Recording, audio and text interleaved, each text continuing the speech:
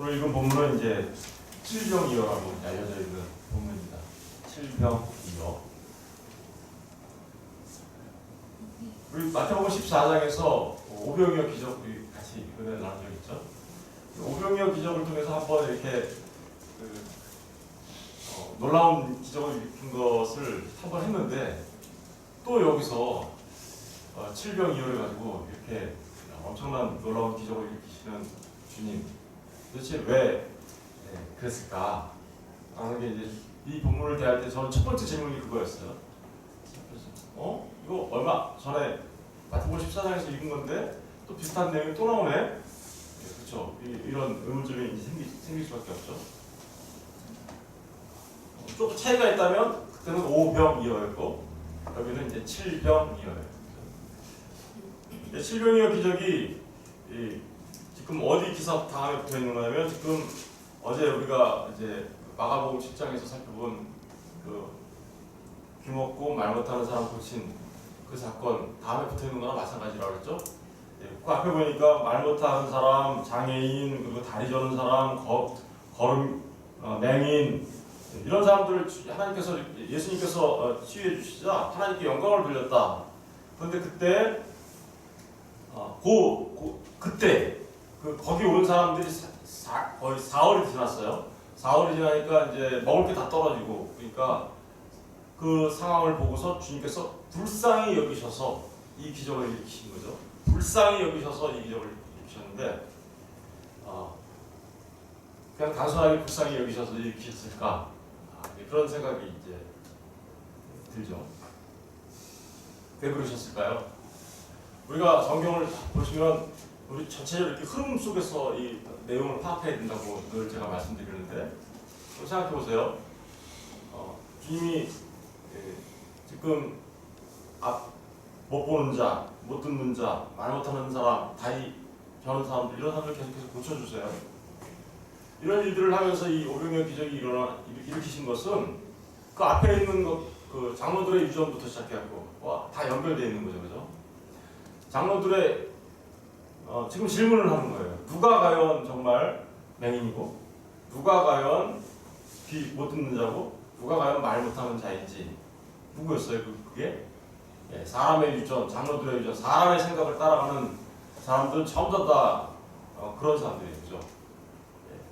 하나님 앞에 드려줄 수 없는 돈도 많고 전도 많은, 그죠? 그런 모습의 사람들이죠. 하나님 앞에 나아갈 수 없는 사람들이에요. 나가면 어떻게요? 죽어요. 그 사람들은. 그런데 그 사람 그런 상태를 한마디로 표현하면 뭐예요? 가난한 여인에게 있었던 딸의 상태죠. 귀신 들린 상태예요. 그죠? 귀신 들린 상태. 이 귀신 들린 상태는 유대인이나 이방인이나 모두가 다 똑같다라는 거예요. 모두가 다 똑같아요. 우리 로마서 잠깐 보고 올까요? 로마서. 이 말씀은 로마서 2장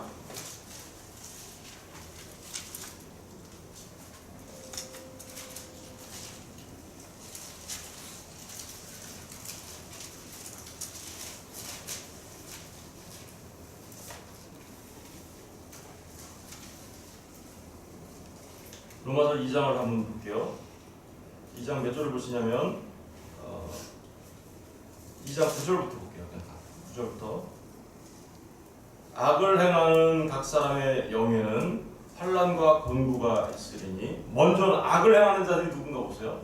악을 행하는 각 사람의 영에는 환난과 곤고가 있으리니 먼저는 뭐예요? 유대인이고요. 그리고 헬라인이고요. 그러니까 헬라인이나 유대인이나 어떻다라는 거예요? 똑같아 라는 얘기죠. 그리고 또 뒤에 보시면 10절 다음을 읽어보고 넘어갈게요. 선을 행하는 각 사람에게는 영광과 존귀와 평강이 있으리니 또 여기 보니까 어때요? 먼저는 유대인에게요. 그리고 헬라인에게라.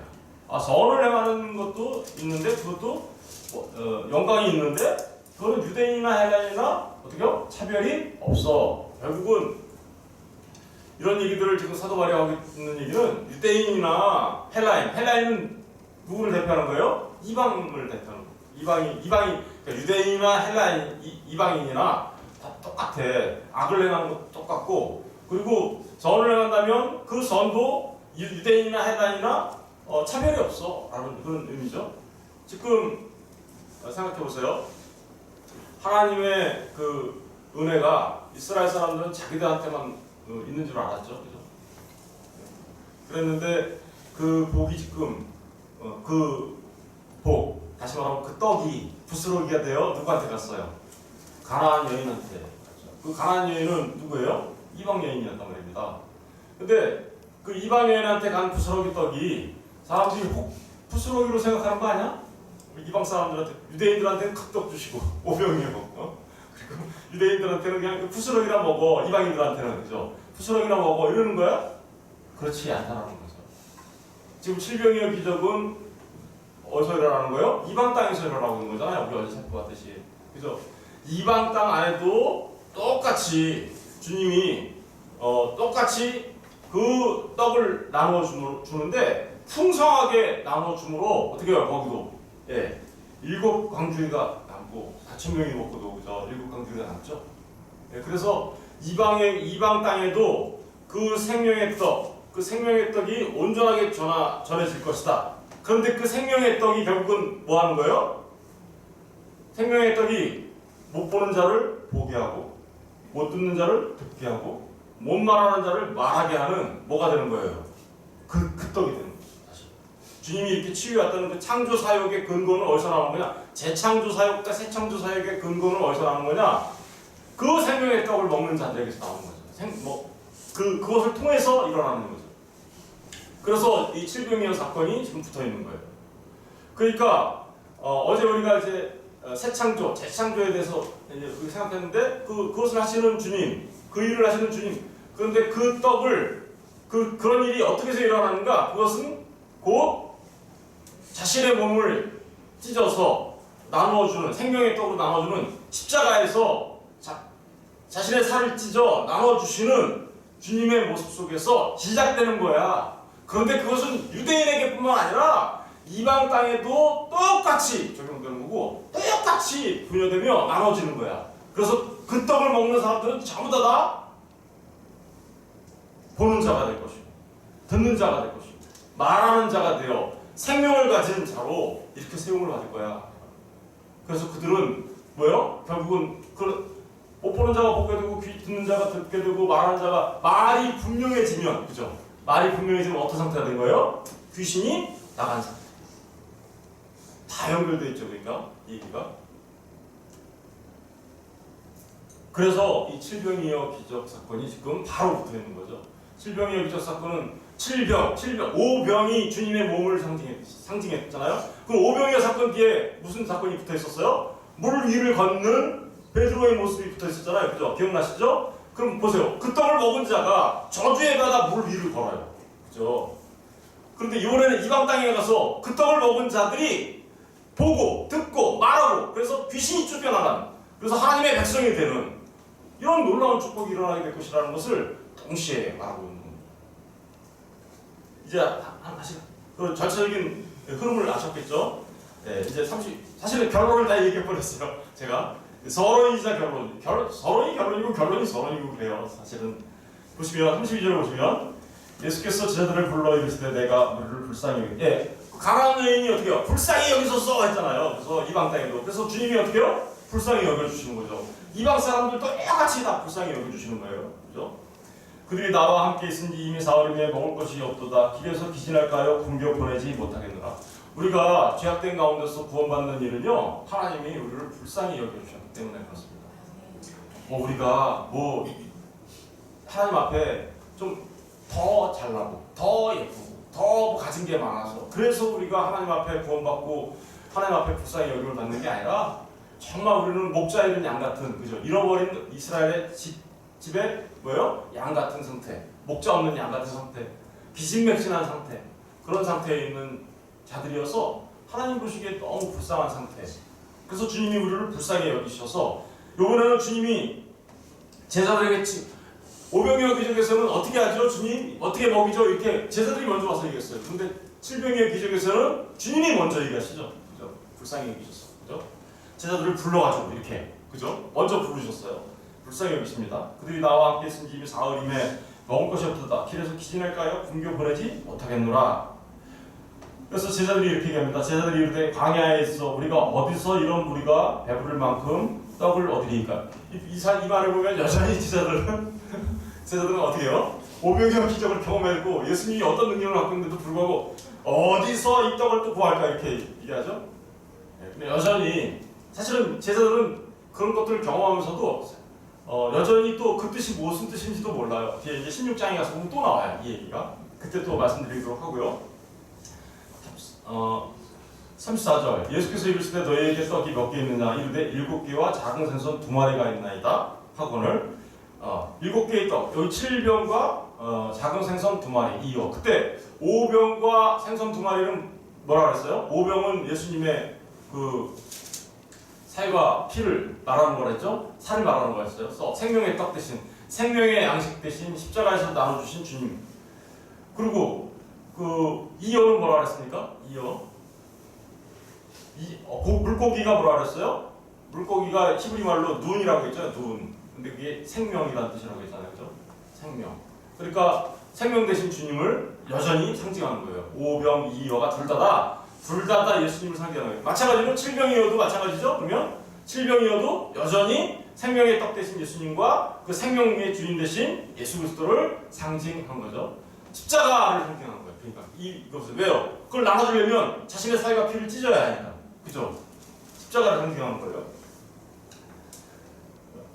35절 예수께서 무리에게 명하사 땅에 앉게 하시고 땅에 앉게 하시고 오병이어에서는 뭐를 푸른 잔디에 앉게 하시고 그렇게 한다 그랬죠? 그러니까 이들은 다 누구라는 거예요? 7만원 물가로 인도하는 하나님의 백성들이라는 거죠. 이게 7만원 물가 푸른 추장 이런 의미가 있다고 했잖아요. 그죠?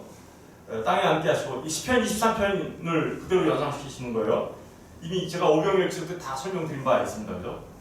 네, 36절 떡 7개와 그의 생선을 가지사 축사하시고 이 축사한다는 얘기는 뭐예요? 예, 뭘 연상시킨다고 했어요? 축사? 축사하게 되면 이거는 성만찬, 최후의 만찬 하셨던 주님이 그죠? 떡을 축사하시고 떼어 나눠줬죠? 그러니까 이건 축사하셨다는 얘기는 성만찬을 상징하는 건데 그 성만찬, 최후의 만찬은 뭘 나타나는 거였습니까?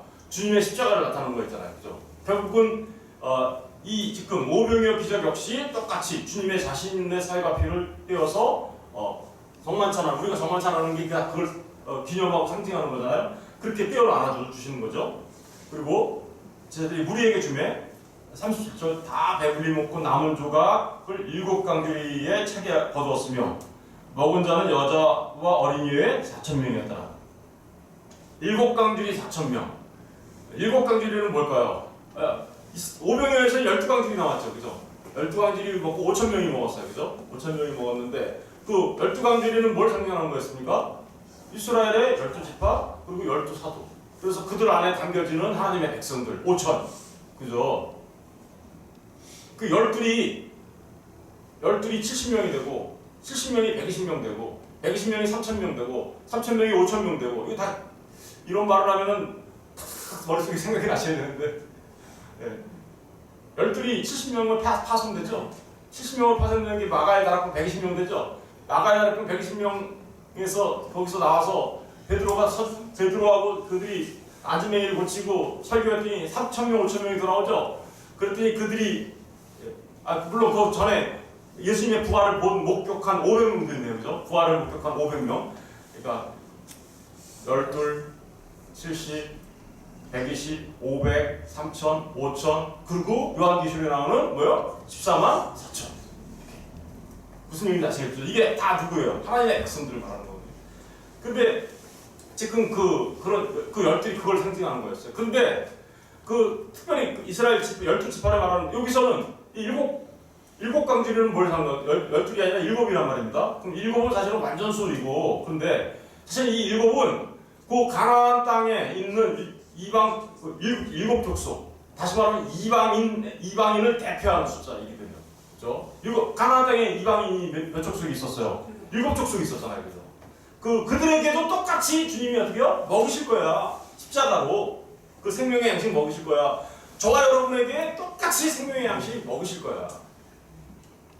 풍성하게 부스러기 사랑이 아니란 말입니다. 부스러기 달라고 우리는 그랬는데 아까 가나안 여인은 그죠? 주님은 자신의 살과 피를 풍성하게 나눠주셔서 많은 이방인들이 주님 앞에 돌아올 수 있도록 하신다라는 의미가 이 안에 내포되어 있는 겁니다. 4,000명은 뭘까요 그러면? 5,000명은 사실은 그 안에 이스라엘 백성들이 5라는 숫자는 사실 은혜의 숫자를 말하는 거예요. 은혜. 그런데 4,000은 뭘까요? 4 곱하기 1,000이거든요. 그러니까 4는 뭐예요? 사실 4복음서를 상징하기도 하고 동서남북 사방팔방, 그래서 온 열방들이 어떻게요? 주님 앞에 돌아오게 될 거야. 그것도 1,000 풍성하게. 하루가 1,000년 같고 1,000년이 하루 같다고 하잖아요. 그죠? 그래서 풍성하게 하나님 앞에 돌아와 하나가 되는 그런 놀라운 역사가 있게 될 거다라는 내용을 말하고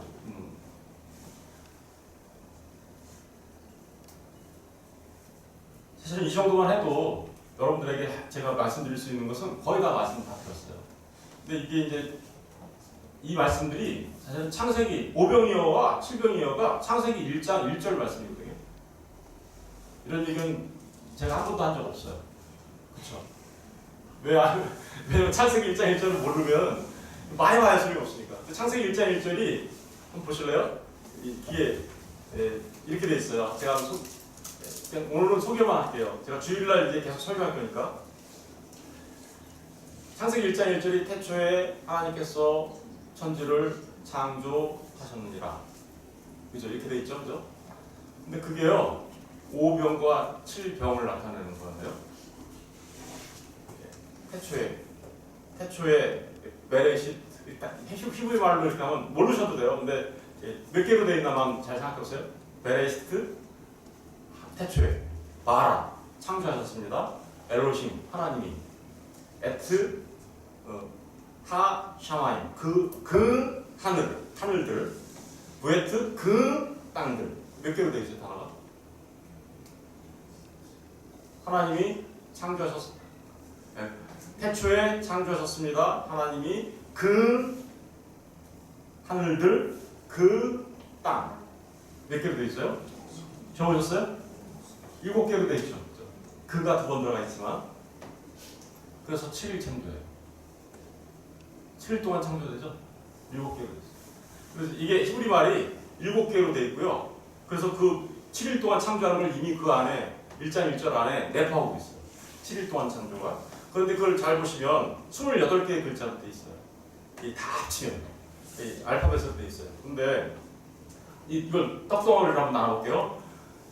태초에 한떡, 창조 하나, 그 다음에 하나님이 한 떡 하나, 떡 몇 개예요? 벌써 이게 3개.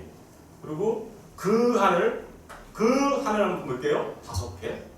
그 땅 몇 개? 7개죠. 근데 7개인데 그 땅과 그 하늘을 묶으면 몇 개예요? 하나로 묶으면 5개죠. 그러니까 이게 5병이 될 수도 있고 7병이 될 수도 있고. 무슨 얘기인지 아시겠죠? 이 얘기는 창세기 1장 1절이 뭘 말하는 거예요? 새로운 창조를 말하고 있잖아요. 그러면 창조를 말하고 있잖아요. 창조를 말하고 있는데 그러면 우리가 구원받는 건 어떻게 된다는 거예요? 그 떡 먹고 새롭게 창조된다고. 어제 말씀드렸잖아요. 그죠? 새롭게 창조된다고. 그 얘기 하는 거예요. 사실은. 그리고 이어는 그럼 뭘까요? 그 하늘, 그 땅. 그 하늘은 예수를 말하는 거고, 예수 그리스도를 말하는 거예요. 이게. 그 하늘과 그 땅.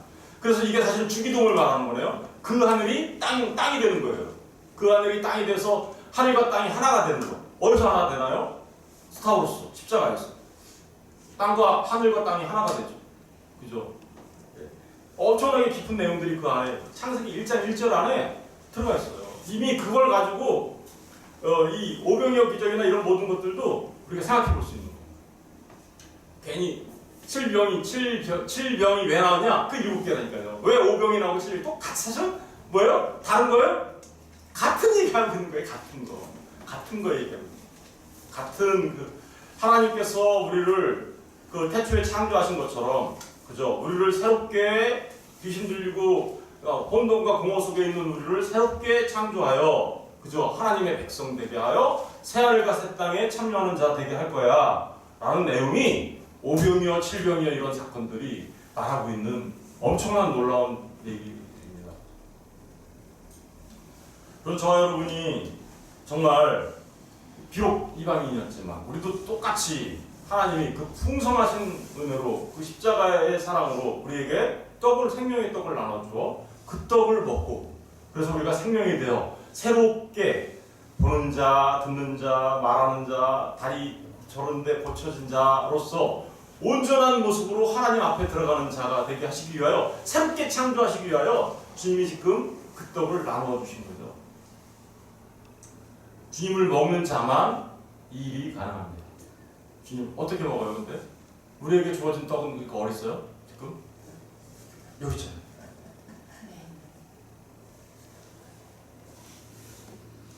신앙생활 한 사람에서 하나님의 말씀에 관심이 없다고요? 나도 그 떡 안 먹을래? 뭐 똑같은 거예요.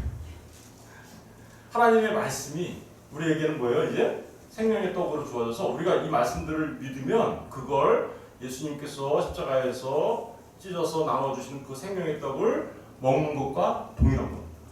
그게 생명의 떡을 먹는 거예요. 그러니까 우리가 열심히 새벽에 이렇게 열심히 하나님 말씀 공부하고 그런 게 뭐예요? 우리가 지금 떡 먹고 있는 거예요. 열심히. 네, 생명의 떡. 그래서 저와 여러분 모두가 정말 날마다 생명의 양식을 먹으시기 바라고 그 생명의 양식을 또 소화시키는 건 뭐냐면요. 예, 소화시키는 건 기도예요, 사실은. 기도를 통하여 그 말씀이 내 안에 그저 깨달아지고 그 말씀이 살아서 움직이고 기도가 하나님의 뜻을 알게 되고 그죠? 바로 그러니까 말씀과 기도 생활이 은혜의 중요한 두 개의 방편이에요. 그 말씀과 기도. 그래서 늘 말씀과 기도를 통하여서 주님을 먹고 마시는 저와 여러분 되시기를 주님으로 축원드립니다.